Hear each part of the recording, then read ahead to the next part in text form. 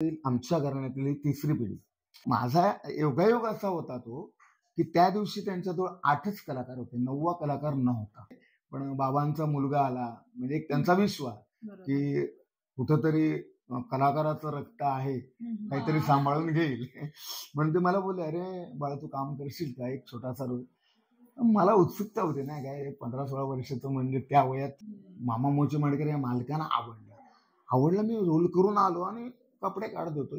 मग बोललं मी एक कलाकार जो मला हवा, मी शोधतच नाही ना, यालाच माझ्या कंपनीत. अशी माझी दशावताराची सुरुवात. की जानेवारीच्या 28 तारीखला गोव्यामध्ये कार्यक्रम चालू असताना कार्यक्रम संपला आणि माझ्या वडिलांना अटॅक आला कलेवर. आणि एकटे वडील आमचे कमवते आणि माझ्या डोळ्यासमोर माझ्या मांडीवर माझ्या वडिलांनी प्राण सोडले.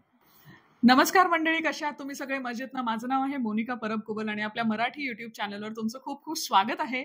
आम्ही आलोय पुन्हा एकदा एक नवीन मजेशीर आणि खूप माहितीपूर्ण असा व्हिडिओ घेऊन. व्हिडिओ नक्की शेवटपर्यंत बघा.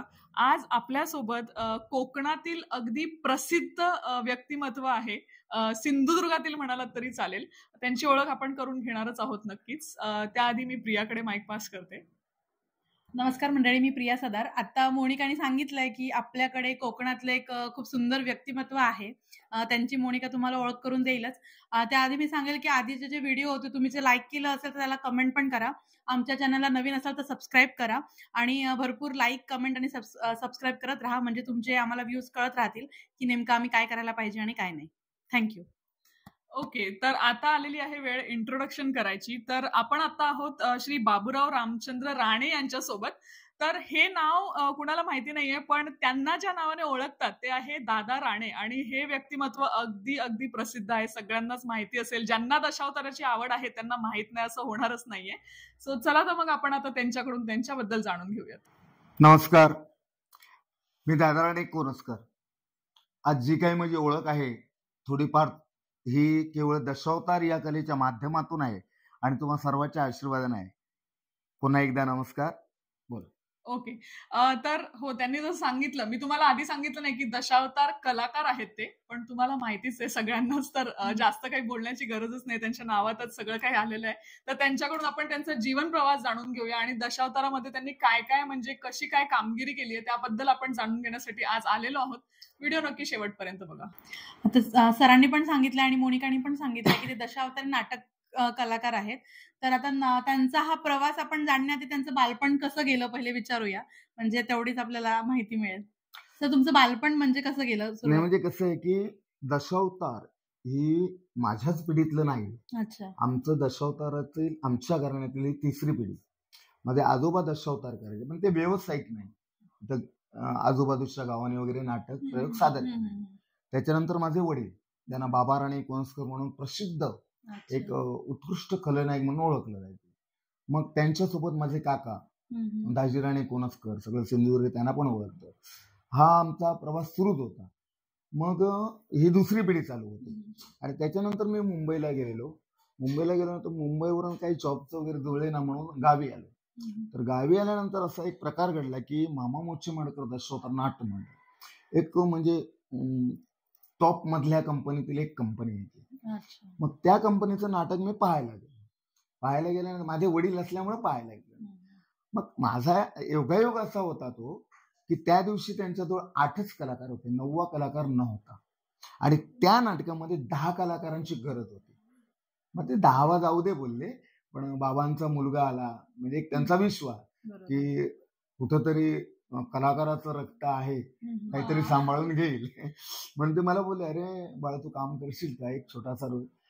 मला उत्सुकता होती ना, काय 15-16 वर्षाचं, म्हणजे त्या वयात थोडे म्हणजे 15-16 वर्षाचं त्या वयात असतं नाही. हा बोला मी करेन बोललो. मग त्या नाटकामध्ये मला वाटतं नाटक ते हे होतं पाशुपत रामदर्शन, ब्रह्मदेवाचा त्याने मला रोल दिला. ब्रह्मदेव म्हटलं करूया, हरकत नाही, मी करेन. मग नाटकाला एक 2-3 तास पुढं असताना मी काय केलं, त्यावेळेचे दिग्गज कलाकार माझे वडील बाबा राणे कोणस्कर, त्याच्यानंतर उठवणा गावचे विष्णू गावकर, हरिश्चंद्र गावकर, उल्हास नाईक, सूर्यकांत राणे, हरिश्चंद्र गावकर, सुरेश गावडे, असे दिग्गज कलाकार त्या कंपनीत. मी रोल छोटा, पण त्यांना विचारलं मी कसा करू. प्रत्येकाने आपापल्या परीने सांगितलं आणि मी काय केलं, त्या सर्वांचं घेऊन माझी बुद्धिमत्ता वापरली आणि मी तो रोल सादर केला. एक पहिली वेळ म्हणजे तो रोल करणं, मला असं वाटलं नाही की मी काय नवीन आहे मला, पण तो रोल आवडला. मामा मोचे मडकर या मालकांना आवडला. मी रोल करून आलो आणि कपडे काढत होतो. 1-2 एंट्र्या होते त्या. अरे ते बोलले, बाबाच्या मुलाने चांगली भूमिका केली. मला ते बोलले, अरे अजून एक या नाटकामध्ये रोल आहे. मी कट मारणार होतो. ते एक अस्त्र असतं, रावण अस्त्र. ते सोडल्याबरोबर काय आम्ही बोलून दाखवतो, हे रावण अस्त्र आहे, तू रावण बनून जाशील का, बोलायचं काही नाही, फक्त अस्त्र म्हणजे युद्ध करायचं. म्हणलं हा करेन. मग मला एकाने मेकअप केला, राक्षस बनवला. मी तिथं गेलो, जोरात काय काय असं हास्य केलं, बोलायचं नाही ना, पण ओघाने त्या नाटकाला शूट होण्यासारख्या माझ्या तोंडातून डायलॉग पण आले आणि तोही रोल चांगला झाला. नाटक सगळं झाल्यानंतर त्या माणसाने म्हणजे मामा मोचे मडकरने माझ्या वडिलांना विचारले, तुझा मुलगा कुठे जॉब करतो का, तर नाही बोलले. मग बोलले, मी एक कलाकार जो मला हवा मी शोधतच नाही ना, यालाच माझ्या कंपनीत. अशी माझी दशावताराची सुरू झाली. म्हणजे पिढ्याने पिढ्या जे म्हणतो की तिसरी पिढी सुरू झाली रक्त तुमच्या अंगात होतं दिसलं. आणि मग कसं झालं की काही दैवी घटना असतात आपण म्हटल्या तरी. आणि मी ऑक्टोबर मध्ये मी जॉईन झालो. नोव्हेंबर साधारण डिसेंबर पासून दशावतार चालू होता. म्हणजे एक वेळ कशी असते की जानेवारीच्या 28 तारीखला गोव्यामध्ये कार्यक्रम चालू असताना कार्यक्रम संपला आणि माझ्या वडिलांना अटॅक आला. म्हणजे माझ्या वडिलांचं वय त्यावेळी 49 वर्ष फक्त होतं. 5 आम्ही मुलं, आमचं सगळ्यांचं संगोपन या कलेवर, आणि एकटे वडील आमचे कमवते. आणि माझ्या डोळ्यासमोर माझ्या मांडीवर माझ्या वडिलांनी प्राण सोडले. आणि मग थोडासा हादरा बसला कुटुंबावर, आमच्या खूप संकट पण आली. पण त्याच्यानंतर मी घरी आलो, सगळं काय ते निभावलं. आणि 18व्या दिवशी वडील ऑफ झाल्याचं मी पुन्हा कंपनीत गेलो. मग त्यावेळी त्या कलाकाराने मला खूप सांभाळून घेतलं. म्हणजे जर मी दशावतारात आलोच नसतो तर माझ्या समोर हा प्रकार घडला नसता आणि तिसरी पिढी दशावताराला जॉईन झालीच नसती. असं आहे. म्हणजे ते कुठेतरी दैवी हे होत म्हणून. आणि तिसरी पिढी चालू झाली. तिसरी पिढी चालू झाल्यानंतर मी 1-2 वर्ष दशावतारात काम केलं.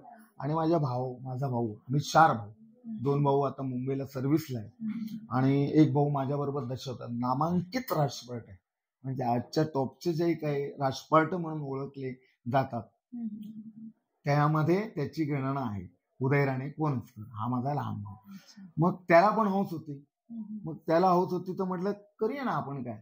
तिकडे पारगड म्हणून आहे ना, इसापूर पारगड, तिकडे एक कार्यक्रम होता.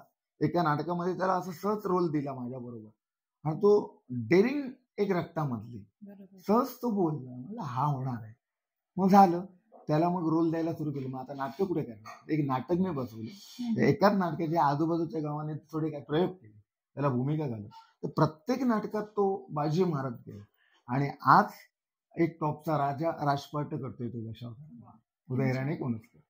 म्हणजे तुमचा जो प्रवास 15 वर्षापासून जो सुरू झाला तो आज त्या मेकअप वगैरे करणं किंवा स्टेज डेअरिंग ही बालवयापासून मला होतीच. म्हणा ह्याची नाटकं, शालेय जीवन किंवा आमच्या गावात जत्रा होते.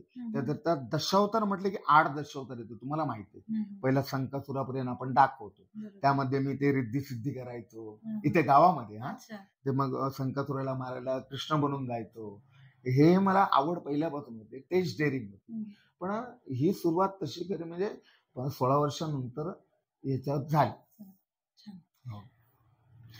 मी असं ऐकलंय की तुम्ही ट्रिक सीन साठी खूप फेमस आहात. तर ट्रिक सीन म्हणजे काय हे पहिलं सांगा आम्हाला आणि नंतर त्याबद्दल अजून थोडी माहिती. म्हणजे कसं आहे की पूर्वी तुम्हाला सांगतो की माझ्या पाण्यात मी ज्यावेळी दशावतारामध्ये एंट्री केली त्यावेळी 12 कंपन्या होत्या. फक्त 12. 13वी कंपनी त्यावेळी नव्हती.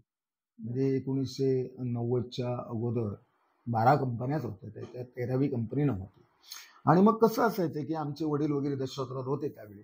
सुरू केव्हा व्हायचं, ते ह्याची पौर्णिमा येते आपली कार्तिक पौर्णिमा. त्या पौर्णिमेला सुरुवात व्हायची दशावताराची. आणि वार्षिक जत्रा या शिमग्याच्या अगोदर संपायच्या, भंडारी पौर्णिमेला संपायच्या. जत्रा संपल्या की नाटक हा विषय त्यावेळी नव्हता.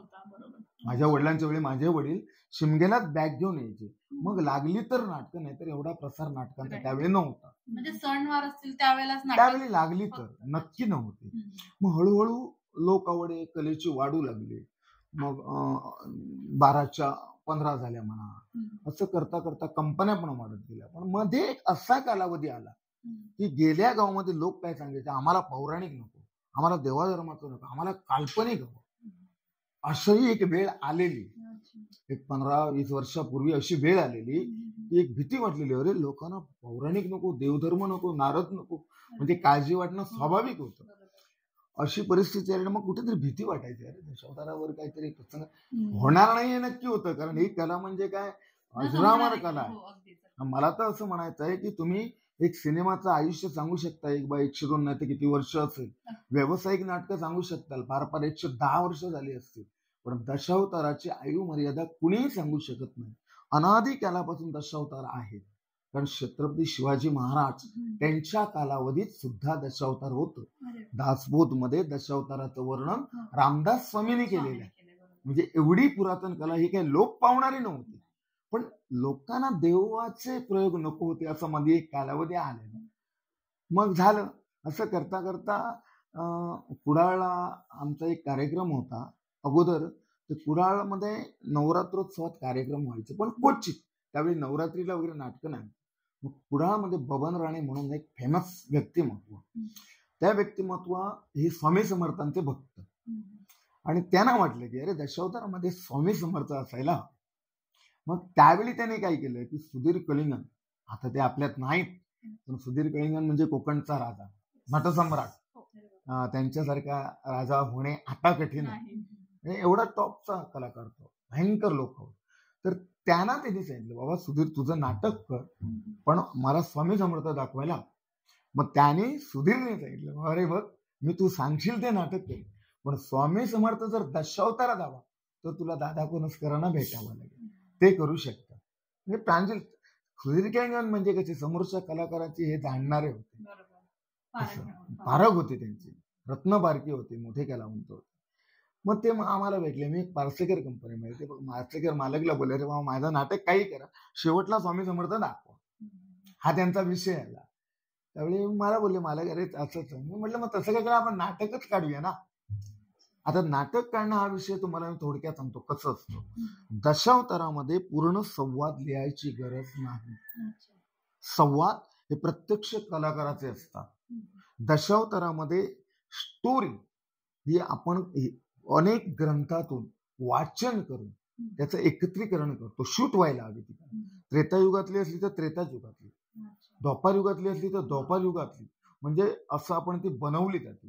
म्हणजे त्या कथेची संकल्पना मांडणं फार कठीण असतं, आणि ती संकल्पना त्याची मी केली स्वामी समर्थ नाटकाची. आता स्वामी समर्थ नाटक म्हणजे अलीकडच्या ह्या 400 वर्षातले मालोजी भोसले राजेंच्या कालावधीतले. मग मी ती मालोजी भोसलेची एक ऐतिहासिक कथा शोधली, आणि त्यावेळी स्वामींच्या लीला मी त्याच्यात काही दाखवल्या. म्हणजे ते नाटक एवढं चाललं ना की एका शहरात 5-5 जागी स्वामी समर्थच नाटक केलं त्यांचं. प्रेक्षक एवढा वाढला त्याला. आणि त्या वर्षी गणपतीकडे काही लोकांनी स्वामी समर्थाचे देखावे पण केले. म्हणजे पुराण हे आहेच आपलं दशावतार, पण आध्यात्मिक देवता घुसली आणि त्या स्वामी समर्थांनी दशावताराचा उत्कर्षच करून टाकला. की त्याच्यानंतर दुसऱ्या वर्षी मी योगायोगानं म्हटलं, पहिलं स्वामी समर्थ नाटक काढलं, चला आपण अक्कलकोटला आईला नेऊया. मी अक्कलकोटला गेलो. तिथून त्याच दिवशी दुसऱ्या दिवशी शिर्डीला गेलो. शिर्डीला तिथं ते संस्थापक कोणतरी मिराणे सर म्हणून होते, त्यांची माझी ओळख झाली योगायोगानं. त्याने मला एक ग्रंथ दिला साईंचा. बोलले स्वामी सर तर काढलं तिथे ह्याच्यावर काढा तुम्ही, कारण कुडाळचे विलास कुडाळकर म्हणून होते ओळखीचे, त्यांनी परिचय करून दिलेला. मग तो हा घेऊन आलो. मी दुसऱ्या वर्षी मी शिर्डी माझे पंढरपूर आध्यात्मिकच नाटक, संकल्पना त्याची चांगली केली, कथालेखन केलं. आणि कथालेखन पण हो, कथा लिहावी लागते, संवाद नाही. म्हणजे प्रवेश, कुठला प्रवेश केव्हा, कोणी काय बोलावं, किती बोलावं, कुठला कालावधी आहे, हे करावंच लागतं. संवादाची गरज नाही. संवाद ही कलाकार आपण स्वतः बोलतो. आणि असं किती कालावधी, म्हणजे किती 1 तास असं नाटकाची मर्यादा असते. एक 3 तासाचं नाटक आहे बरोबर, तर आम्ही काय करतो 3-3.25 तासापर्यंत त्याची मर्यादा घालतो. पण काही ठिकाणी जत्रा उजाडेपर्यंत, मग ते वाढवावं लागतं. पण ती कलाकाराची क्षमता असते, प्रत्येक कलाकारात कुठं किती वाढवावं आणि कुठलाही नाटकाचा बॅलन्स न जाऊ देता किंवा नाटकाच्या गाभ्याच्या बाहेर न जाऊ देता एवढे दशावतारी कलाकार हे हुशार असतात. गणपतीचा आशीर्वाद असतो, लोकांचा आशीर्वाद, आणि प्रत्येक कलाकाराच्या जिभेवर सरस्वती विराजमान असतेच, शंकाच नाही. मग असा कालावधी होतो. तर झालं. मग दुसऱ्या वर्षी मी ते शिर्डी माझे पंढरपूर नाटक काढलं आणि ते पण चाललं. आणि त्याच्यानंतर तिसऱ्या वर्षी माझे नाट्यप्रयोग चालूच होते, मी काढतच होतो. तर सुधीर केलिंगण यांनी शिर्डी माझे पंढरपूर एक नाटक काढलं आणि तिथून मग इतर कंपनीने ट्रिक्सिन चालू झाल्या. आता ट्रिक्सिन याचा अर्थ काय हे तुम्हाला सांगणं गरजेचं आहे. तर आपण ज्यावेळी दशावतारी नाटक म्हटलं की कुठलं नेपथ्य नाही, ज्यादा प्रकाश योजना नाही, असेल तो साऊंड सिस्टम आणि एक बाकडा मागे एक पडदा असला तर तो सुद्धा कुठे कुठे नसायचा.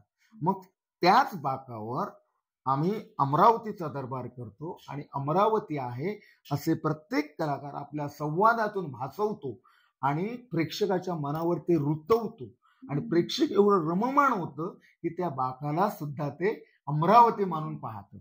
त्याच्या पुढचा प्रवेश समजा अरण्यातला असेल तर त्या बाकड्यालाच आपण दगड बोलतो आणि त्या दगडावरचा प्रवेश लोक स्वीकारतात का, तर त्या कलाकाराचं वक्तृत्व तेवढं असतं. त्याच्या पुढचा प्रवेश समजा वैकुंठ असेल तर त्याच बाकावर वैकुंठ आम्ही शाब्दिक भाषेवर निर्माण करतो.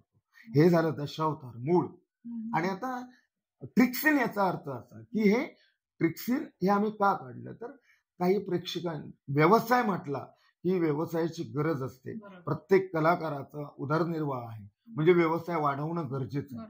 व्यवसाय वाढवण्यासाठी आम्ही ट्रिक्सिन काढले. तर ट्रिक्सिन म्हणजे काय, तर मूळ दशावतारामध्ये आम्ही बाकावरच जो कैलास पर्वत म्हणून बोलायचो, कैलास पर्वत म्हणून शंकर बोलायचा, मनावर लोकांच्या रुतवायचा, तो आम्ही कैलास पर्वत ट्रिक्सिन मध्ये खरा दाखवतो. म्हणजे तुम्ही देखावे पूर्ण असा पडदे टाकतो आणि पूर्ण कैलास, समजा वैकुंठ असलं पूर्ण वैकुंठ, जे सीन असती, नारद अधांतर येतो, नारदाला वरून खाली आणणार क्रेन सेट लावलं, पण कळायला पण देणार नाही. पण हे करत असताना आमचं जे पेटी, मृदंग, तालरक्षक, जानवाला हे जे तेजवर असतात, हे अस्तित्व आणि ही पूर्वीची मूळ रचना पाया दशावताराचा आम्ही हलवलेला नाही. तो तिथेच ठेवून आम्ही आमची प्रगती करत राहिलो.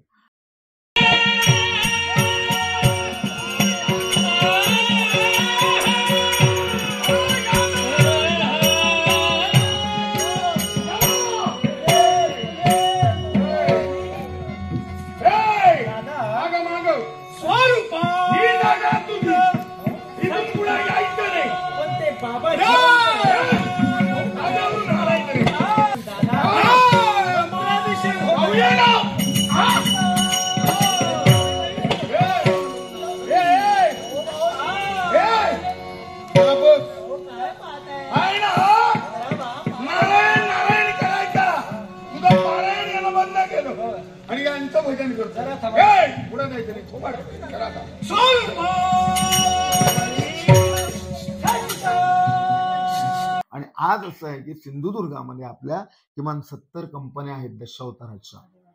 म्हणजे हे आमच्या ह्याच्यामुळे झालं असं नाही, हे सगळं टिकलं कलाकाराच्या कर्तृत्वावर टिकलं.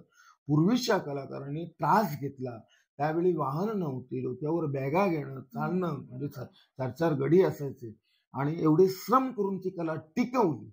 आम्ही काही मोठे पण त्याच्यात काय नाही, ती टिकवलेलीच आम्ही चालवतो. पण प्रेक्षकांनी ते प्रोत्साहन दिलं आणि आता एवढे आकर्षित लोक झालेले आहेत. तुझी कुठलंही माध्यम येऊ दे, आता किती माध्यम आहेत मनोरंजनाची, पण दशावताराकडे पाठ होत नाही. दशावतार तेवढंच आवडीने लोक बघतात. आणि आज सिंधुदुर्गात 70 कंपन्या आसपास झाल्या. मुंबई सारख्या महानगरामध्ये काही जे नाट्यप्रेमी आहेत, कलाकार आहेत, हे आपला व्यवसाय म्हणजे नोकरी व्यवसाय सांभाळून आज 13 ते 14 कंपन्या चालवत आहेत. एवढं दशावताराचं आता हे झालेलं. म्हणजे तुम्ही एवढे मोठे कलाकार असून आम्ही बघतो की ते नम्र आहेत की तुम्ही सगळं श्रेय प्रेक्षकांना देताय, पण खरी मेहनत तुमची सुद्धा आहे की ते प्रेक्षक तुमच्याकडे ओढले जातात, कारण तुमचं ते सादरीकरण तेवढं ताकदीचं असतं. सादरीकरण. आणि कसं आहे की कुठलाही कलाकाराने एक जाणीव ठेवायला हवी की कलाकार मोठा हे लोक करत असतात. स्वतःच्या कर्तृत्वानंच कलाकार किंवा मोठा होत नाही. मेहनत करणं कलाकाराचं काम आहे, त्या श्रमाला फळ देणं देवाचं काम आहे. पण यशाच्या उंच शिखरावर पोहोचवणं प्रेक्षकाचं काम आहे. म्हणून आम्ही नेहमी कसं मानलेलं आहे, आम्हा कलाकारांचं आराध्य दैवत गणपती, पण आमचं भाग्यदैवत प्रेक्षक आहे. म्हणजे प्रेक्षकाची नम्र राहिलो. आजही एवढी एवढी मुलं जेव्हा दादा कुरुसकर काका कुठे आहेत म्हणून बघायला येतात, भेटायला येतात, त्यावेळी म्हणजे मन भरून येतं किंवा आपले पुढे पण आपण शाबवृद्ध झालो तरी ही मुलं आपल्याला कुठेतरी आपल्या आवडीने पाहणार आहे आणि कुठेतरी एक पुढची पिढी पण निर्माण होते, चाहते आहे. खूप आनंद होतो त्याचा. आणि साधारण किती प्रयोग करता वर्षाला? म्हणजे असं मी सध्याच्या कंपनीला आहे, मी आता सध्या कलेश्वर दशावतार नाट्य मंडळ या कंपनीमध्ये आहे. तर आम्ही नवरात्रीला सुरुवात केली.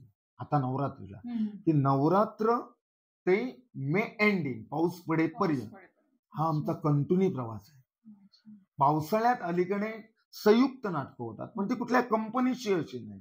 म्हणजे एखाद्या गावच्या लोकांना नाटक हवं तर ते चॉईस करतात कलाकारांची, म्हणजे चालूच असतात.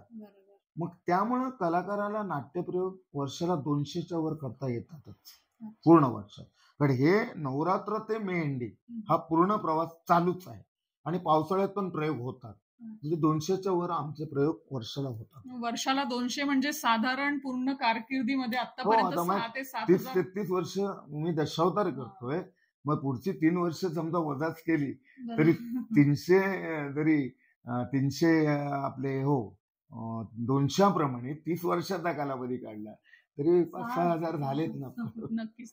आणि तर एवढे तुम्ही नाटक करता, तर वेगवेगळ्या तुम्ही कलाकृती म्हणजे त्याच्यामध्ये साकारत असता? वेगळी भूमिका आमच्या एकच नाही. आता मी पहिल्या सुरुवातीला ज्यावेळी मामा मुंशीमडकर कंपनीमध्ये आलो त्यावेळी मी एक लहान बाल कलाकार भूमिका करायचो, नारद करायचो, छोटा युवराज वगैरे करायचो. तिथून नाईक मोचेमाडकर मध्ये गेलो. नाईक मोचेमाडकर मध्ये पण मी थोडे नारद पण केला, अशा छोट्या छोट्या भूमिका केल्या. पण नाईक मोचेमाडकर कंपनीचे मालक बाबल नाईक हे फार डेअरिंगबाज मालक, मोठी कंपनी, हाय लेवलची, आणि मी त्या कंपनीत सामान्य कलाकार. आणि माझ्या सोबत जे 8 कलाकार होते ते म्हणजे बाप रे बाप, म्हणजे त्यांच्यासमोर मी काडी किसपडा असमानाचा. म्हणजे पांडुरंग डांबरेकर, गोविंद तावडे, नावं ज्यांची आजही अजरामर आहेत, सूर्यकांत राणे, ओमप्रकाश चव्हाण, दशावतार गंधर्व, असे दिग्गज कांतामित्र, दिग्गज कलाकार. आणि त्या कलाकारामध्ये बाबल नाईक ह्या मालकाने म्हापशासारख्या ठिकाणी त्रिपुरासूर हा मोठा नाट्यप्रयोग, आणि त्रिपुरासुराची भूमिका ही कोणी डोळे झाकून कोणी सांगितलं असतं की भाऊ सामंत सारख्याने कराय, मला असं पाहावं लागायचं. एवढा मोठा माणूस तो देहदृष्टी. पांडुरंग डांबरेकर भाषा शैलीचे बादशाह, असे विलन. ते असताना बाबल नाईक बोलले की ही जी भूमिका आहे त्रिपुरासूर ही दादा राणेनंच करा, दादा कोणच करणं. माझं काय झालं ते झालंच, म्हणजे हा विश्वास असतो. ती मी भूमिका केली आणि ती त्यांना आवडली. मला काय कळलंच नाही मी काय केलं ते, कारण एवढ्या मोठ्या दिग्गज कलाकारासमोर करणं. मग तो त्या वर्षीचा कालावधी गेला. अजून एक भूमिका आली सैन्यपाळ म्हणून, ती मी साकारली. आणि ह्या भूमिकामुळं राष्ट्रपती पुरस्कार विजेते बाबी नालन यांना वाटलं की हा मुलगा माझ्या कंपनीत हवा. मग त्याने आपल्या कंपनीत त्याच्या पुढे घेतलं मला. त्यांच्याजवळ बाळाभाट म्हणजे तोफखाना आवाजाचा, असं बोलले सहज ना समोरचा गार व्हायचा. आणि टॉपचे कलाकार विलन, तर एवढे मोठे कलाकार असताना नालन सारखे अभिनय सम्राट, तर ते हरिश्चंद्र लागलं तर मला विश्वामित्र दादाने करायचं, मला मेन भूमिका घालावी लागली. मग त्या लोकांनी मला मोठं केलं, कुठेतरी विश्वास ठेवला आणि लोकांनी ते स्वीकारलं. मी पार्शेकर मध्ये 15 वर्ष गेली तिथं. म्हणजे नंतरचा हा जो प्रवास झाला, पहिला कडतर असतो, नंतर प्रेक्षकांचं एकदा प्रेम मिळालं, आशीर्वाद मिळालं, नाव झालं की मग तो प्रवास सुखकर होतच जातो. तुम्ही खलनायिका वगैरे सुद्धा खलनायकच जास्त, लोकांना खलनायकच हवा माझा. आता तुम्ही माझी भूमिका युट्यूब चॅनलवर बघा, कुठेही बघा, पण त्यात मारुती हनुमान ही भूमिका पण कुठेही आज जरी गेलो तरी लोक आवडीनं बघतात. बलराम म्हटलं की मी किती करतो मला माहित नाही, पण लोकांना वाटतं की बलराम म्हणजे दादा कोणच करतात, हा लोकांचा विषय. म्हणजे अशा वेगळ्या शकुनी मामा, आता कुठेही नाटक असलं तर पहिले शकुनी मामा कोण, हा दादा कोणच करतात, असं लोक बोलतात. मी किती करतो हे मला माहित नाही, हा पण लोकांना आवडतं. तुम्ही सुद्धा जर कधी वेळ मिळाला तर शॉर्ट सांगितले तर भूमिकेचे, म्हणजे असे ह्या काही भूमिका ज्या आहेत फेमस, ह्या मी मन लावून करतो हा विषय वेगळा, पण त्या लोकांना आवडतं आणि लोक ते मागणी करतात. म्हणजे तुम्हाला यासाठी मला असं वाटतं भरपूर वाचन करावं लागतं. वाचन हवंच, कारण कुठल्या वेळी आता मी सांगितलं ना, जवळजवळ 150च्या वर नाट्यप्रयोग, नवीन नाट्यप्रयोग, जरी त्या पुराणात कथा घडल्या, ग्रंथात लिहिलेल्या आहेत, तरी त्या ग्रंथात लिहिल्या तशा मांडता येत नाही. त्या कथानकांना शोधावं लागतं, कुठं जॉईन आहे हे पाहावं लागतं. त्या कथानकाची कुठं कशी कथा करूया, कशी करूया याचं एक हे लिहून काढावं लागतं आणि मग त्याची संकल्पना करावी लागते. नाट्यप्रयोग त्याचा बनवावा लागतो आणि मग आमचे सर्व कलाकार मंडळी असतात, त्यांना बसवावं लागतं. एक 3-4 वेळ ती कथा प्रत्येकाला सांगावी लागते. मग प्रत्येक कलाकार आपल्या बुद्धिमत्तेनं ते प्रवेश उभे करतात. प्रत्येक कलाकार बसतात, हा प्रवेश कसा करूया, हा प्रवेश कसा करूया, त्याचं मनन होतं आणि त्या मननातून एकमेकाच्या सहकार्यानं संगीत साथीनं तो प्रयोग सादरीकरण होतो आणि मग लोकांपर्यंत तो उत्कृष्ट म्हणून पोहोचला जातो. कलाकारांचे सर्व अभ्यास आहे, प्रत्येक कलाकाराला अभ्यास असं आहे. आणि समजा यावर्षी एखादा प्रयोग गाजला, पुढच्या वर्षी तोच प्रयोग जरी आमच्यासाठी जुना असला तरी त्यात काही कलाकार बदललेले असतात. त्यामुळे तो कलाकारासाठी आमच्यासाठी परत नवा झाला, आव्हान झालं. असं हे दशावतारात चालत होतं आणि ते आव्हान प्रत्येक कलाकार पेलतो. म्हणजे मी असं म्हणेन की कलाकाराची क्षमता आहेच, प्रेक्षकांचा आवाज आहे, पण त्या गणपतीची त्या कलेवर एवढी कृपादृष्टी आहे की त्या कलेतील कलाकार कुठे गेला तरी मागे येणार नाही. म्हणजे क्षणात दशावतारातील कुठलाही कलाकार होतो, मीच नाही, त्याला तुम्ही सांगा हे चल यमधर्म कथा करून दाखव, लगेच 5 मिनिटात त्याला बोला नाही विष्णू करून दाखव, नारद करून दाखव ना. आणि ही क्षमता अशी कलाकाराची फक्त दशावतारातच असू शकते. इतर कुठल्याही म्हणजे सिनेमा असू दे, व्यावसायिक असू दे, हे करून दाखव शिकवत इतर कलाकारात नाही, जी दशावतारी कलाकारामध्ये आहे. भिनवावं लागतं तुमच्या अंगी, म्हणजे प्रत्येकाच्या रक्तातच भिनलं. अभ्यास करावा लागतो, सगळी पुराणं बरीच वाचावी लागतात, कालावधी वाचावा लागतो. नाहीतर आपण बोलत आहोत त्रेतायुग रामावताराचं, रामावतार नाटक चालू आहे आणि जर कृष्ण अवतारातलं बोललं तर ते कसं झाले. आणि जर आम्ही बोललो तर आमच्याही पेक्षा आमच्या समोर बसलेले प्रेक्षक मायबाप हे आजकाल वाचक आहेत. एवढा मुलगा असला तरी त्या टीव्ही सिरियल वगैरे पौराणिक होतात ना, रामानंद सागरच्या वगैरे, त्यामुळे लहान मुलं सुद्धा हुशार आहेत, त्यांना कळतं हा चुकला, अरे त्रेतायुग रामाचं बोलतोय, कृष्ण कुठे आणला मध्ये याने. म्हणजे कदाचित चूक घडली तर म्हणजे प्रेक्षकांचं आव्हान आहे, भीती आहे आणि त्या भीतीपोटी अभ्यास करावाच लागतो. आता तुम्ही जसं म्हणालात की एखादा त्यातला म्हणजे जी व्यक्तिमत्व असतं ते बदललं जातं कधीतरी, है ना. असं कधी झालंय का की दशावताराचं नाटक आता आहे, तुम्हाला 1-2 दिवसावर आलंय आणि अचानक त्यापैकी एक कोणीतरी कलाकार आता म्हणजे नाही काही कारणास्तव त्यांना नाही येत, 1-2 दिवसावर काय असं काही झालंय का? 2 दिवसावर अहो, आता प्रयोग मेकअप करायला बसलेले आहोत आणि एखादा कलाकार येऊ शकत नाही असा जर फोन आला तर आम्ही लगेच ते बदलतो.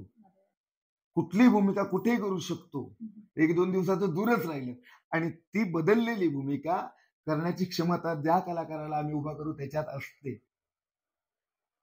खूप हे चालू नाट्य प्रयोगामध्ये सुद्धा एखाद्याची तब्येत खराब झाली तर लगेच त्याच्या जागी दुसरा त्याला मागे आणून किंवा दुसरा आम्ही चालवून घेतो आणि तो त्या क्षमतेने ती भूमिका पार पाडतो. अशी प्रत्येक कलाकारात ती ताकद. खूपच म्हणजे कौतुक आहे या गोष्टीचं, कारण इतकं सोपं नाहीये. या कलेला दैवी तत्वाची जोड. आता तुम्ही बघा ना, जत्रा वगैरे हे जे आहेत ना, ह्या प्रत्येक जत्रेला दशावतारीत नाटक होतं. म्हणजे काहीतरी दैवी तत्व आणि त्याची घडण आहे. दशावतारी नाटक झालं नाही तर तो जत्रोत्सव पूर्णच होत नाही.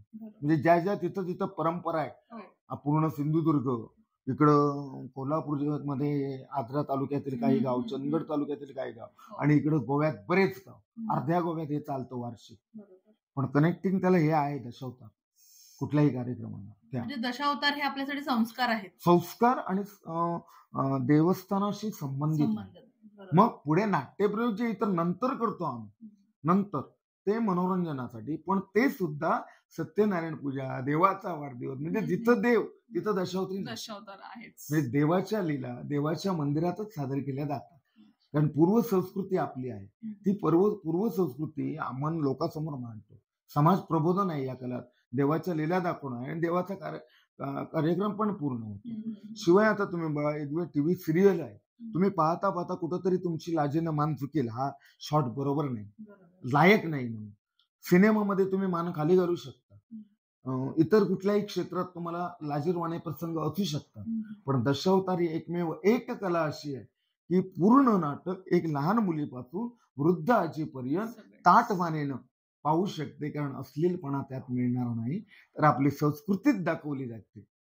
ही एकमेव जसा उल्लेख केला की मुलीपासून वृद्धापर्यंत म्हणजे नाटक आहेत आणि चांगल्या प्रकारचं, तर मग तुम्ही म्हणजे त्याच्यामध्ये लेडीज वगैरे महिला पण आहेत का, म्हणजे सगळं महिला जे पात्र आहे ते तुम्हीच करता? नाही, दशावतार क्षेत्रामध्ये महिला ह्याच्यामध्ये मग तुम्हाला सांगेन मी, दशावतारी क्षेत्रात महिला व्यावसायिक दृष्टीने नाही. याची कारणं पण असतील काही. कसं आहे की आज हा गाव, उद्या तो गाव, परवा तो गाव, असं फिरणं असतं. त्यावेळी काला तर लोक चालतच जायचे, हे बायकांना शक्य होणार नाही, बरोबर आहे ना, हा एक कारण असेल.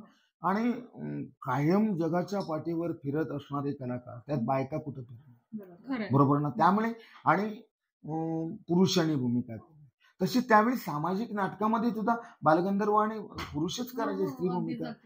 मग पण त्याच्या आधीपासून दशावतार आहे, म्हणजे दशावतार हे चालतच आलेलं आहे, त्यामुळे ते परंपरा आली. पण हा प्रश्न एक वेळ इंडियन नॅशनल थिएटर याच्यामध्ये कुबल सर म्हणून होते, आणि हाच प्रश्न आम्हा दशावतारासमोर मांडला की जर का आपल्या भारताच्या उच्चपदी राष्ट्रपती पदाई जर का एक महिला बसू शकते, तर दशावतारी क्षेत्रामध्ये महिला का नाही, महिला कमी पडणार का? त्यावेळी आम्ही बोललो होतो, महिला कुठं ना कमी पडल्यात ना कमी पडणार. महिला म्हणजे माया आहे, आणि मायेपासूनच सगळं विश्व निर्माण झालं, मग महिला कशा कमी पडते? मग त्यांना आम्ही सांगितलं, अरे बाबा दशावतार म्हटलं की आज हा गाव आहे तर उद्या 18 किलोमीटर चालत दुसरा गाव, तो केला की 25 किलोमीटर तिसरा गाव, अशी त्यावेळेपासून चालू आलेली परंपरा, हे बायकांना शक्य होणार नव्हतं, म्हणून कदाचित बायका त्यात नाही. पण करू शकत नाही का असं बोलल्यावर मी करू शकतात. मग ते कुबल सर मला बोलले, मग ठीक आहे, तुम्ही एखादे नाटकाचे त्यावेळी लिहून मागितले त्यांनी, पण मी काही नाटकं पूर्ण पण लिहून दिलेली आहे. पूर्ण नवीन नाट्य मंडळांना मी पूर्ण नाटकं लिहून दिलेली आहेत, गाण्यापासून कुठं बसावं कुठं उठावं ते पण. जशी सामाजिक नाटकं लिहितात अशी पुस्तक रूपात मी लिहून पण नवीन मंडळ तयार केली.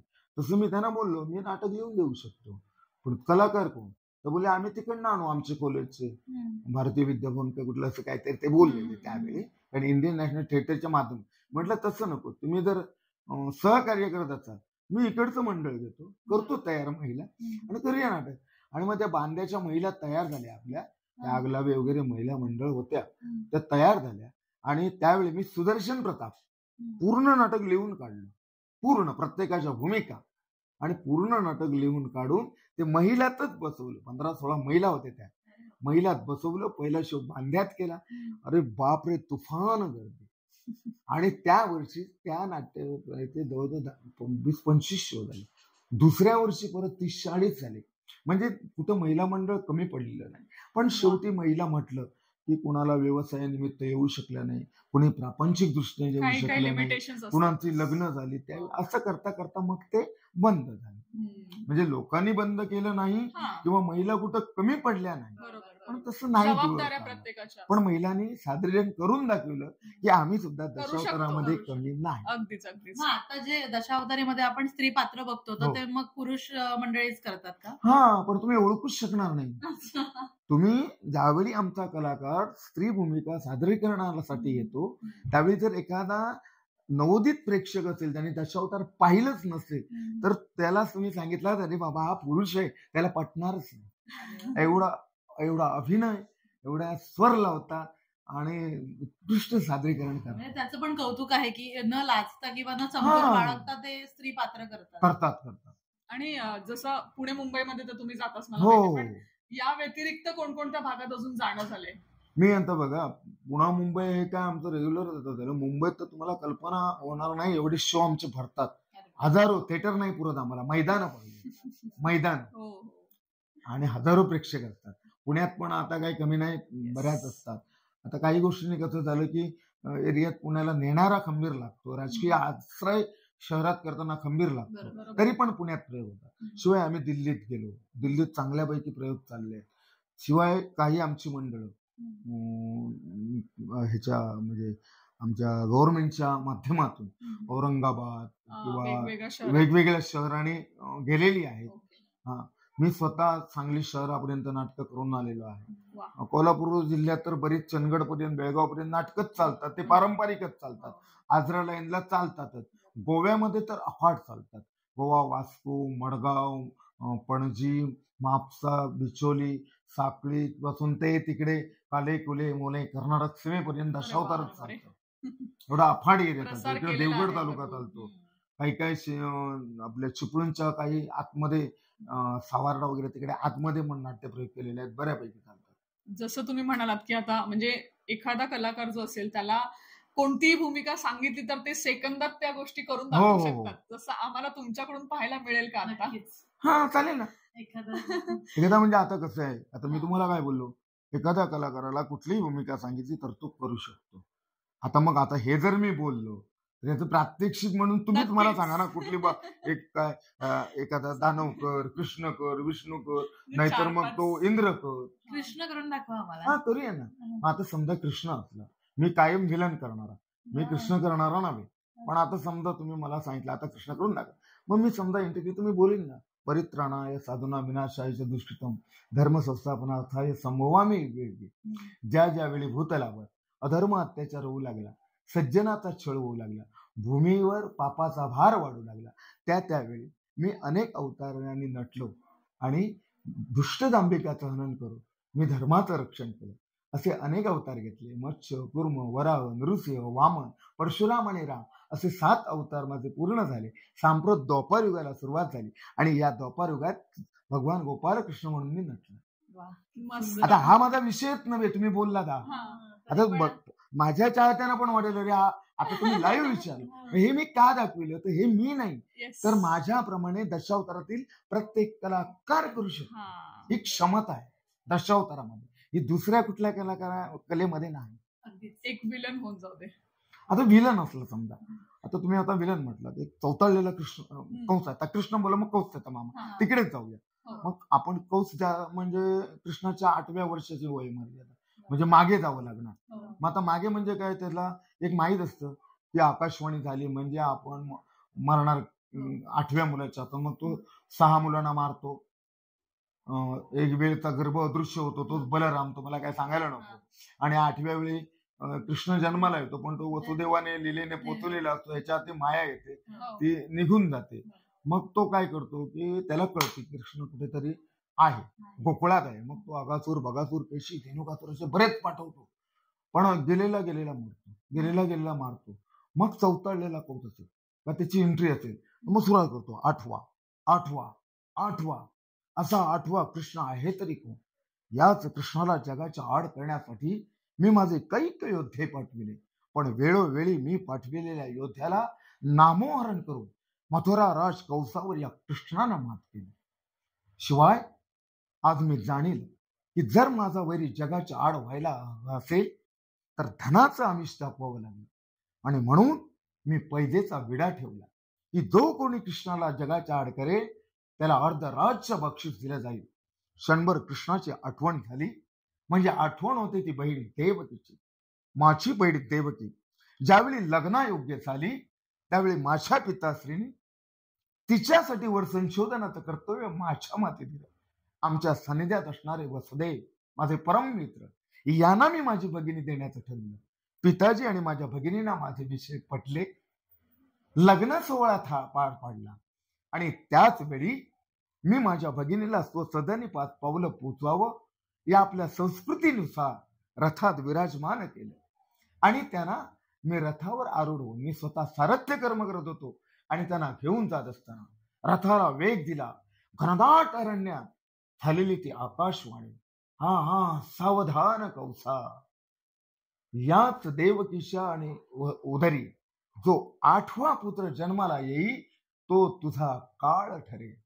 त्या क्षणीच मी क्रूर झालो, सैतान झालो. बंधू प्रेमाचे धागे दोरे तुरातोड तोडून बहिणीला वैरीन मानिलं, आणि तिचा शेवट करू पाहणार. एवढ्या नारदाच्या सांगण्यानुसार मी तिला कारागृहात ठेवलं, कारण माझा वैरी होता तो तिचा 8वा पुत्र, आणि यामुळं मी एक एक करून माझ्या वैऱ्याचा रास होईल या उद्देशानं तिचे 6 अपत्य मारले. 7वा गर्भ अदृश्य झाला आणि हातातून निष्ठून 8वा समजून मारत होतो. गेली ती माया. खरा पुत्र वाढतोय तो कृष्ण. सुंदर, पूर्ण उभं ऐकावंसंच वाटतं. म्हणजे तुम्ही असा हा मी नाही, कुठलाही दशावतारी कलाकार तुम्हाला हे करून दाखवू शकतो. एक राक्षसाचा एखादा असं म्हणजे जबरदस्त असा एखादा डायलॉग छोटासा. राक्षसाचा थोडस जबरदस्त डायलॉग होता. राक्षस आणि याचं कसं आहे, रावण हा राक्षसात पूर्ण मोडत नाही. राक्षस म्हटलं ना, रावण हा पूर्ण म्हणजे जरी त्यांचं कसं की रावण हा ब्राह्मण पुत्र आहे. त्याचं कारण फार मूळ आहे, मग आपल्या ह्याला वाढेल मुलाखतीला. कारण रावण हा पूर्ण ब्रह्मन आणि तो ब्राह्मण. रावणाची कुणी सामान्य नव्हे. रावणाला राम जाणवत होता आणि रामाला रावण जाणवत होता. ज्यावेळी रावण प्राण सोडत होता त्यावेळी रामानं त्याच्याकडून राजकारण कसं असं हे जाणून घेतलेलं होतं. म्हणजे ते कसं होतं की ते त्यांची परंपरा झालेली होती. म्हणजे हिरण्यकश्यप हिरण्याक्ष काय, त्याच्यानंतर म्हणजे ही परंपरा जन्माला आलेले जे होते ना त्यांचा संवार करण्यासाठी तो जन्म असतो. त्यामुळे रावणा हा विषय वेगळा आहे. आणि दैत्य जे दानव म्हणतात, जे देवांचे वैरी, ते राक्षस वेगळे असतात. दानव कुलात जन्माला आले, त्यांचं आणि देवांचं वैरत्व होतं. आता वेळोवेळी कसं व्हायचं की हे राक्षसांनी कुठलाही डाव टाकला ते पळून टाकलं. मग एकदम भरभरीत झालेला जर राक्षस असेल तर अपमान, अपयश, वेळोवेळी पदरी पडणाऱ्या अपयशानं हा दानव सम्राट अगदी खचून गेलाय. काय चुकीचं केलं नाही. देव आणि दानव हे सापत्य बंधुत्वाचं नातं होतं, पण स्वार्थलंपट देवतांनी एक एक एक एक करून माझ्या पूर्वजाचा घात केला. मग त्या पूर्वजाच्या वधाचा सूड घेतोय, ही माझी चूक आहे. नादान देव हो, तुम्ही देव आणि आम्ही दानव, तुम्ही परके होतो का? होतं ना आपलं नातं, पण नात्याचे धागेदोरे तुम्ही तोडला, आम्ही नव्हे. पण आज त्याचे परिणाम मला भोगावे लागत आहेत. माझ्या पूर्वजाच्या अतृप्त इच्छा राहिल्यामुळं माझ्या पूर्वजाचे अतृप्त आत्मे ध्यानी मणी स्वप्नी आजही मला एकसारखे भेडसावत आहेत. गजांतर लक्ष्मीच्या वैभवात वावरत असूनही भूक तहान निद्रा यापासून हा दानव सम्राट वंचित झालाय. मग यावर एकच उपाय, माझ्या पूर्वजाच्या आत्म्याला शांती. आणि ती केव्हा मिळेल तर देवतांचं अस्तित्व नष्ट करून त्रैलोक्यावर दानवाचं साम्राज्य प्रस्थापित करेल तेव्हा. खूपच सुंदर, खूप सुंदर. तुम्ही एवढं छान म्हणजे बोलताय, तर सगळे मराठीतच असतं की म्हणजे काही वेगळ्या भाषा? नाही, हे दशावतारी मराठी आहे. आता त्या मराठी भाषेमध्ये एखादा कॉमिक हा प्रवेश, मनोरंजन असावं लागतं. नाट्य म्हटल्यानंतर जशाच तसं पुराण दाखवलं, नाट्य होत नाही. किंवा पुराणामध्ये सुद्धा काही जे कॉमेडी रोल आहे ते आम्ही इथं दाखवताना आपली जन्मभूमीची भाषा मालवणी आहे, मग आम्ही ते मालवणीत दाखवतो. फक्त ते रोल कॉमेडी, एखादा रजक म्हणजे असेल, एखादा धनगर समाजाचा असेल किंवा कोळी असेल, ह्या भूमिका आम्ही मालवणी भाषेत. म्हणजे वेगवेगळे ना, म्हणजे हिंदी वगैरे असं या नाही, हिंदी नाही. ते हिंदी एक मी नाटक स्वतः लिहिलेलं होतं. ते का लिहिलेलं होतं तर इंडियन नॅशनल थिएटर याच्या माध्यमातून आणि नेहरू सेंटर पुणा, ज्यावेळी कमलाकर सोनटक्के साहेब हे 92 साली भेटले आणि त्यावेळी त्यांनी असं ठरवलं होतं की आपली दशावतार कला ही कला तिकडच्या काही लोकांना कळत नाही, तर आपण INTच्या माध्यमातून एक नाटक करूया, पण ते अमराठी लोकांना कळायला हवं. म्हणून त्यावेळी मी वृंदाजलधर हिंदी नाटक पूर्ण मी लिहून काढलं. पूर्ण असं नाही की आता दशावतारी कलाकारांना लिहून द्यायची गरज नाही, पण त्यांना द्यायची, नवोदित होणाऱ्यांना द्यायची गरज. पूर्ण मी लिहून काढलं. त्याच्यानंतर यशवंतराव चव्हाण मध्ये ते आम्ही सादरीकरण केलं. ते दिल्लीवरून आलेल्या लोकांनी ते पाहिलं, त्यांनी मनोरंजन केलं, दामोदरला ते शूट केलं आणि ते मग त्यांनी त्यासाठी वापरलं. म्हणजे गव्हर्नमेंटसाठी ते आम्ही हे केलं, म्हणजे हिंदीमध्ये पण आम्ही केलं. ओके. आणि कुठल्या चित्रपटामध्ये किंवा वेब सिरीज मध्ये पण हा, काम केलंय का? अशा आल्या माझ्या जीवनात घटना. आतिशाली चित्रपट, हा चित्रपट त्यावेळी त्यांच्यापर्यंत कदाचित माझं नाव पोचलं असेल की मला ते शंकर धुरी म्हणून एक हे होते त्याच्यातील, मला वाटतं साईट डायरेक्टर होते, ते मला भेटले, मला बोलले आमच्यामध्ये एक रोल छोटासा करा. मी म्हटलं माझा बाबा दशावतार आहे, मला जर त्याच्यातून ऍडजस्टमेंट जाऊन राहता मिळेल ऍडजस्ट तर आम्ही करू. पण ठीक आहे म्हटलं. त्यावेळी मी तो एक सिनेमा केला, कुठला आमचा मोठा रोल नाही पण केला, शाली. त्याच्यानंतर आपले अंकुश चौधरी यांचा देवा सिनेमा, त्याच्यात मग बोलले एक छोटासा रोल आहे, कराल का? म्हटलं आवडी ना, मला काय अनुभव सगळे घेऊया ना, पडद्यापर्यंत अनुभव घेऊया ना. मग मी त्याच्यामध्ये छोटा रोल केला, तो पण चांगला झाला. त्यानंतर एक वेब सिरीज आलेली नदी किनारा, त्याच्यामध्ये ते मला का आवडतं माहिती आहे, वेब सिरीज होते दशावतारी, हे आपण पौराणिक बाज दाखवतो, त्याच्यामध्ये एक भयानकता येते. मग ती टोन आणि ह्या वेब सिरीजची वगैरे टोन, ह्याच्यात जमीन आसमानाचा फरक आहे, अभिनयात फरक आहे. आणि ते ज्यावेळी मी केली त्यावेळी मला पण वाटलं की बा आपण हे पण करू शकतो, वाटतं मला वाटलं. अरे मी अमय. कोण? गुरुजींचा मुलगा. आठवतात का गुरुजी कोण? मला थोडं बोलायचं होतं. तुला माहिती आहे, पैसे नाही म्हणून माडीवाल्याने माडी दिली नाही, बाहेर फेकून दिलं.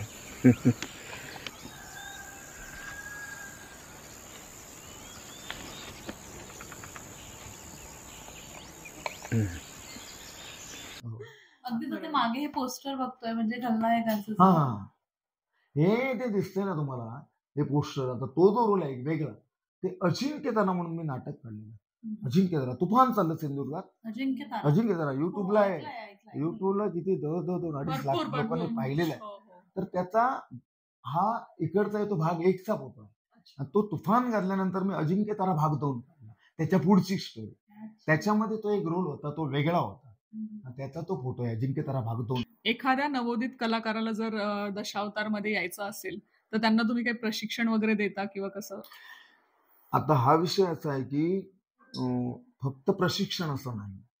मी आता जवळजवळ ही नाटकं बाजूलाच राहू दे, ज्याची कथा संकल्पना करून मी आणली आमच्या व्यावसायिक म्हणून, व्यवसायासाठी हा विषय बाजूला राहू दे, पण वैयक्तिक अशी ज्यावेळी माझ्याजवळ मंडळ आले नवीन की आम्हाला नाटकं शिकायची आहेत, अशा मंडळांनी पूर्ण स्क्रिप्ट लिहून द्यायचं, पुरं नाटक 3 तासाचं पुरं नाटक, अशी मी बरीच नाटकं लिहिलेली आहेत.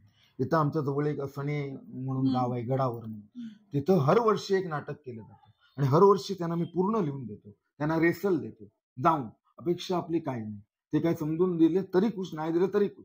आता हा एकच गाव नाही, तिकडे मांगेली म्हणून दूरवर गाव आहे, तिकडे मी जाऊन शिकून यायचो, लिहून त्यांना नाटकं दिली. तिकडे पोखरण, कणकवली वगैरे तिकडे जाऊन शिकवलेलं. बऱ्याच दूर दूर मी शिकायला जातो. अलीकडेच मी मुंबईला गेल्या वर्षी सहज असा गेलेलो, त्यांची रेसल चालू होती. म्हणलं दादा माझे एक म्हणजे थैकार नृत्य माझ्या प्रेक्षकांना माहिती आहे, त्याच्यावर लोकांचं लय प्रेम आहे, ते आम्हाला शिकवा. तर ते त्यांना मी शिकवलं. त्याचा एक व्हिडिओ व्हायरल पण झाला.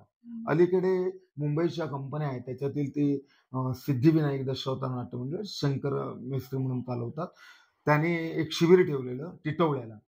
मग त्याच्यामध्ये पण मी गेलेलो, बरेच तिथं कलावंत आलेले, अगदी नवोदित नाही, कलावंत अधिक नवोदित कलावंत.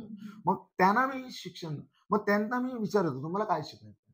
त्याने म्हटलं एक हनुमान नाचतो कसा दाखवा, नाचून दाखवायचं, हनुमंताचं बोलून दाखवा, करून दाखवायचं, कृष्ण बलराम दाखवा, कृष्ण दाखवायचो, बलराम दाखवायचो, नारदाची दाखवा, नारदाची भूमिका करून दाखवायची. नृत्य कला सुद्धा तुम्ही करता? म्हणजे ते नृत्य असं नाही, ते कसं आहे माहितीये, दशावतारी ज्या युद्ध होतात, युद्धापूर्वी नृत्य असतं, लढाईपूर्वी. आणि लढाई नृत्य हे मनोरंजन नाही, त्याला शास्त्र आहे. तुम्ही बघा पुराणामध्ये ज्यावेळी एखादा राक्षस मातला, तर ज्यावेळी एखादी देवता, बस शिवशंकराचे नाका, तर त्याला मारण्यासाठी असेल तर पहिला तांडव नृत्य करायचं, देवी असली नृत्य करणार, मोठा शंकर, मग त्याला मारणार, त्यावेळी रणवाद्य वाजायची. बरोबर, ही परंपरा चालत आलेली आहे. दशावतारात जे लढाईपूर्वी नृत्य करतात ते मनोरंजन नाही, शास्त्र आहे. तर त्या थैकार नृत्यावर, त्या वाद्यावर, रणवाद्यावर अंगात विराश्री येते. त्याची परंपरा आजही आहे. कारण त्यावेळी रणवाद्य वाजायची, आपले शंख वाजले जायचे. आपल्या मिलिटरीत आता पण ते वाजतं, कवायतला शाळेत पण दाखवतात. ती एक विरस्त्री आहे. आपल्या छत्रपती शिवाजी महाराजांच्या वेळी बघा ते हे वाजायचे म्हणजे, आणि तोफखाना वगैरे.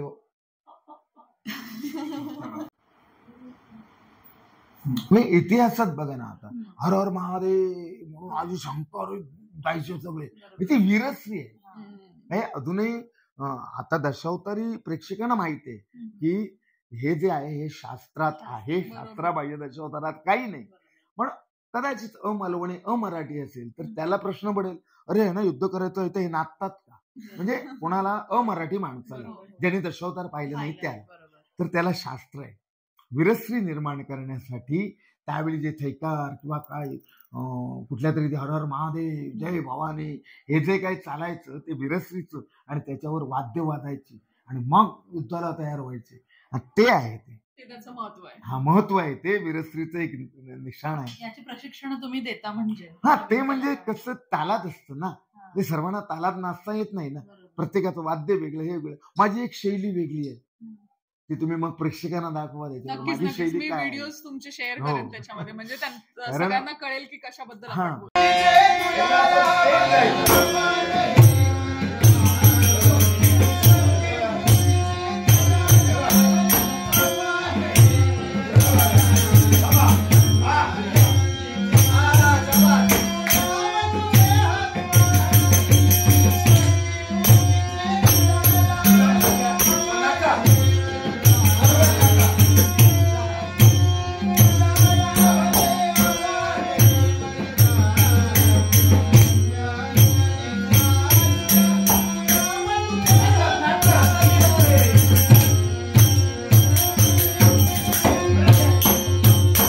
माझी शैली वेगळी आहे, अशी प्रत्येकाची वेगळी असते. तुकाराम गावडे म्हणून एक महाखलनायक आहेत आमचे, आजही त्यांचं 80 वर्ष वय होऊन गेलेलं आहे. पण आजही त्यांना जर तुम्ही सांगितलं की चला गावडे सर तुमचं युद्धकला दाखवा, तर आजही तेवढीच अंगात त्यांच्या शार येणं, ही दशावतारी कलेची ताकद आहे. तर त्यांचं एक वेगळं होतं आणि ते जरा हार्ड होतं, भयंकर हार्ड. त्याच्यानंतर मी आणि अशी प्रयत्न त्यांच्यातून शिकलो, पण मी जरा सिंपल स्टाईल ठेवली, पण ते लोकांना जास्त आवडली. अशी म्हणजे हे आहे. तर या व्हिडिओच्या माध्यमातून खूप छान पद्धतीने सांगितलं. म्हणजे आपल्या कोकणी लोकांना, मालवणी लोकांना तर माहितच आहे दशावतार काय, पण बाकीचे जे इतर लोक आहेत त्यांनाही यातून खूप माहिती मिळणार आहे. हा व्हिडिओ जर पाहिला की दशावतार नक्की काय आहे, तुम्हाला थोडस सांगतो की मुंबईची आमची मैदान प्रेक्षकांनी भरतात, त्याच्यामध्ये 25% अमराठी असतात. आणि ते कोण असतात तर युपीचे लोक, हे कृष्णाला भजणारे आहेत. गुजराती लोक हे कृष्णाला भजणारे आहेत. त्यामुळे हळूहळू पाहता पाहता मालवणी लोकांच्या सहवासानं संगत घडता घडता त्यांना दशावताराची आवड झाली. कारण युपी साईडला रामलीला वगैरे व्हायच्या, त्यापूर्वी मुंबईत दाखवायचे, पुण्यात दाखवायचे, मी पाहिलेले आहे. पण अलीकडे तो प्रकार बंद झाला, रामलीला वगैरे. पण त्यांना दशावतारातून ते मिळतं, ते कनेक्शन जुळत गेलं, कनेक्शन जुळतं. अरे या तर आमच्या कृष्णाच्या लीला आहेत दशावतारामध्ये, रामाच्या लीला आहेत. त्यामुळे मग त्यांच्या ते भरपूर ते लोक रामाला आणि मानणारे आहेत. त्यामुळे त्यांना दशावताराची आवड झाली. गुजराती लोक दशावतार आवडीनं बघतात. म्हणजे आमच्या मालवणी प्रेक्षकाने दशावताराला बाहेरचे अमराठी सुद्धा प्रेक्षक लादून दिलेले आहेत मुंबईत. वा वा वा, खूप छान वाटलं हे ऐकून खरं. म्हणजे असा प्रसार होतोय आणि खूप छान, खूप म्हणजे खूप एवढी मर्यादित राहायलाच नाही पाहिजे. फक्त प्रसार झालाच पाहिजे. दुःख एवढंच आहे की दशावताराला प्रेक्षकांनी भरभरून प्रेम दिलं. प्रेक्षकांच्या प्रेमावर कला टिकली. प्रसार माध्यमाने भरभरून प्रेम दिलं, वार्ताहरांनी भरभरून प्रेम दिलं. पण सरकारकडून अपेक्षेप्रमाणे जो या कलेला आधार हवा मिळतच नाही. तेवढा दिलाय नाही असं म्हणणार नाही, आधार आहे, पेन्शन स्वरूप चालू केलेलं आहे, थोडंफार मानधन देतात किंवा काही देतात. पण इतर कलेला जे दिलं जातं, तमाशाला दिलं जातं, व्यावसायिक नाटकांना जो काही पाठिंबा आणि जी काही हे दिली जाते, ती एक एनर्जी असते कला टिकवण्याची. मग तेवढा पाठिंबा सरकारचा मिळालेला नाही, तरी आपल्या या प्रेक्षक मायबापात सुद्धा बरेच आपले पुढारी असतील किंवा राजकारणात सक्रिय असणाऱ्या व्यक्ती असतील, याची दखल घ्यायला हवी याची त्यांनी. दखल घ्या. नक्कीच. ही कला टिकवण्यासाठी जरी आम्ही आणि आमचे प्रेक्षक, आमचे म्हणजे तुम्ही सगळे वार्ताहर म्हणा किंवा टीव्हीच्या माध्यमातून पण प्रसार होतोय, युट्यूब माध्यमातून होतोय, व्हॉट्सअप माध्यमातून होतोय, तसाच जे राजकीय आहेत त्यांनी आम्हाला पाठिंबा द्या, या कलेला टिकवा, एवढी प्रार्थना मी कारण करतो. मला तरी वाटते ही कला टिकली तर आपली संस्कृती टिकेल. जरूर. जी नवीन पिढी आहे त्यांना सुद्धा आपली काय म्हणजे आधीचे काय संस्कार होते हे कळेल. याच्यातनं त्यांना कळेल. कळेल. नक्कीच नक्कीच. तर हा व्हिडिओ बऱ्यापैकी शेअर करा आणि श्री दादा राणे यांचं जे म्हणजे जी सुरुवात आहे, जो जीवन प्रवास आहे, तो या व्हिडिओमधून नक्कीच तुम्हाला काही गोष्टी ज्या माहीत नसतील, त्यांनी कशी सुरुवात केली किंवा हो, काय, हो. या सगळ्या गोष्टी तुम्हाला आता या व्हिडिओमधून समजल्याच असतील. व्हिडिओ आवडल्यास व्हिडिओ नक्की लाईक करा, कमेंट करून सांगा व्हिडिओ कसा वाटतोय आणि चॅनलवर नवीन असाल तर चॅनलला सबस्क्राईब करायला विसरू नका. चला तर मग भेटूया पुन्हा एकदा एखाद्या अशाच नवीन व्हिडिओमध्ये. तुमचे खूप खूप आभार की तुम्ही आम्हाला वेळ दिला. नाही, मी पण आभार तुमचे मानतो, कारण काही कलाकारांच्या व्यथा या सर्व लोकांपर्यंत पोहोचलेल्या नसतात. कारण सांगतो तुम्हाला, दशावतारामध्ये एक लहानसे हे सांगतो तुम्हाला, हे जे पारंपरिक दशावतारामध्ये ज्या जत्रा वगैरे करतो त्याला मानधन मोठं नसतं. आता मोठं मानधनच नाही तर ते मला कलाकाराला किती पगार देऊन देणार? त्यामुळे कलाकाराला चुकून जी मिळणारी रक्कम असते, कलाकारावर प्रेम करणारं प्रेक्षक बक्षीस रूपानं काही जे देतात, बक्षीस रूपानं, ते एक लोककलेला परंपरा आहे. त्याच्यावर पण काही कलाकारांचा बराच हे असतो. पण जर मानधनच कमी मिळालं तर मालक तरी काय देणार? बरोबर ना? अशा अवस्थेत दशावतार जे कलाकार टिकून आहेत तर ते असंच टिकावं आणि या कलेकडे तरुण पिढीनं आकर्षित होतात, अजून व्हावं, तर सरकारच्या पाठबळाची गरज आहे. सरकारच्या सरकारनं देणं हो, जरुरी. ते तर गरज आहेच. आणि मी पण एक सांगेन की जेव्हा आपण नाटक बघायला जातो, हो. आपल्याला जर त्यांची कला आवडली असेल, जे त्यांनी सादर केले, तर नक्कीच त्यांना अप्रिसिएशन म्हणून तुमच्याकडून पण काहीतरी तुम्ही करायला हवं असं मला तरी वाटतं. कारण खूप मेहनत घेतात ते त्याच्या मागे. ठीक आहे. आणि सरकारकडून तर नक्कीच मिळायला असायला हवं. हवं. नक्कीच मिळायला हवं. तर आपले व्हिडिओ कोणी पाहत असेल, सरकारी व्यक्तींपैकी कोणी, तर नक्कीच असणार. हा नक्कीच असणार. तर आमचा हा जो आहे संदेश तो पोहोचवावा तिथपर्यंत आणि कुठेतरी यांच्या कलेला दाद मिळावी अशीच आमची पण अपेक्षा आहे. चला तर मग भेटूया पुन्हा एकदा एखाद्या अशाच नवीन व्हिडिओमध्ये. तोपर्यंत tata, bye bye, take care. नमस्कार.